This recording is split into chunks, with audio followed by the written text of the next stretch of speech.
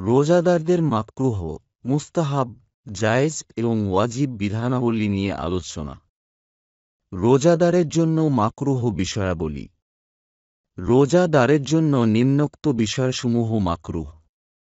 সুতরাং রোজাদারদের জন্য এসব বিষয় হতে বেঁচে থাকা কর্তব্য, যাতে রোজা ত্রুটিমুক্ত হয়।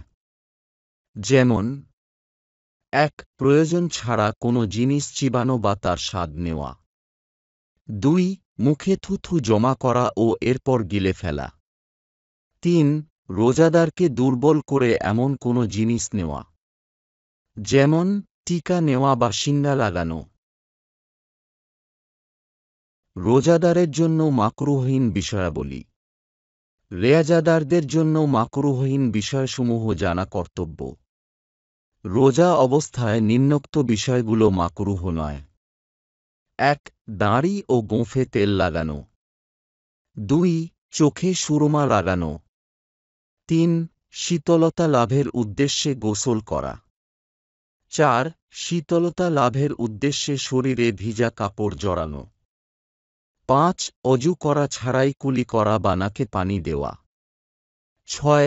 দিনের শেষ ভাগে মিসওয়াক করা, বরং ইহা দিনের শেষ ভাগে বা শুরু ভাগে করাও সুন্নাত হয়। রোজাদারের জন্য মুস্তাহাব বিষয়াবলী। রোজাদারের জন্য কতকগুলো মুস্তাহাব বিষয় আছে। রোজাদারের জন্য নিম্নোক্ত বিষয়সমূহ মুস্তাহাব: ১. সুবহে সাদিকের পূর্বে সাহরি খাওয়া। ২. দেরিতে সাহরি খাওয়া, তবে রোজাদার সন্দেহ থেকে বাঁচার জন্য সুবহে সাদিকের কয়েক মিনিট পূর্বেই তাকে পানাহার থেকে বিরত হতে হবে। ৩. সূর্য অস্তমিত হওয়ার পর দ্রুত ইফতার করা। ৪. সুবহে সাদিকের পূর্বেই হাদাসে আকবর থেকে পবিত্র হওয়া, যাতে পবিত্রতার সাথে ইবাদত আদায় করা হয়। ৫. রমজান মাসে কিছু সময় বের করা, যাতে রোজাদার কুরআনুল কারীম তিলাওয়াত বা হাদিসের কোনো আমলে ব্যস্ত হতে পারেন। ৬.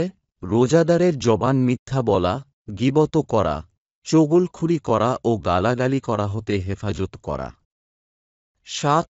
রোজাদারের কোনো তুচ্ছ বিষয়ে ক্রোধান্বিত না হওয়া। ৮. রোজাদার নিজেকে যৌন উত্তেজনা থেকে হেফাজত করবেন। রোজা না রাখার জায়েজসমূহ। ইসলাম হল স্বভাবজাত ধর্ম। ইসলাম মানুষকে সাধ্যাতীত কোনো দায়িত্ব অর্পণ করে না। আল্লাহ তার বান্দাদের উপর অত্যন্ত দয়ালু। যদি তাদের কোনো সমস্যা দেখা দেয় অথবা রোজার কারণে কোনো কষ্ট হয়, তবে তিনি তাদেরকে রোজা না রাখার ও তা অন্য সময়ে কাজা করার অনুমতি দিয়েছেন। সুতরাং নিম্নোক্ত শুরুতে রোজা না রাখা জায়েজ আছে। ১. অসুস্থ ব্যক্তির জন্য যদি রোজা তার কোনো ক্ষতি করে, অসুস্থতা বৃদ্ধি করে বা অসুস্থতার মেয়াদ বাড়ার আশঙ্কা করে। ২. মুসাফিরের জন্য যার দীর্ঘ সফরে নামাজ কসর হয়। ৩. যে ব্যক্তির তীব্র ক্ষুধা বা তৃষ্ণা লেগেছে, আর তার মজবুত ধারণা হয় যে ইফতার না করলে সে মারা যাবে। ৪. গর্ভবতী মহিলার জন্য যদি রোজা তার বা সন্তানের ক্ষতি করে। ৫. দুধ পানকারিণী মহিলার জন্য যদি রোজা তার বা শিশুর ক্ষতি করে। ৬. হায়েজ ও নেফাসগ্রস্তা মহিলার জন্য, বরং তাদের উপর রোজা না রাখা ওয়াজিব হয়। তাদের রোজা রাখা সঠিক হবে না। ৭. রোজা রাখতে সক্ষম নয় এমন অতিশয় বৃদ্ধ পুরুষ বা নারীর জন্য ও বার্ধক্যের কারণে তাদের উপর রোজার কোনো কাজা নেই। তাদের উপর ফিদয়া ওয়াজিব হবে। ৮.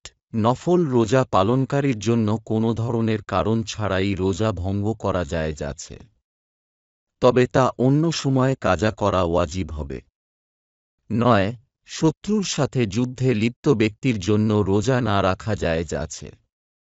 যে ব্যক্তির উপর রোজা কাজা করা ওয়াজিব হয়, তার জন্য শীঘ্রই রোজা কাজা করা মুস্তাহাব হবে, কিন্তু রোজার কাজাকে দেরি করা জায়েজ আছে।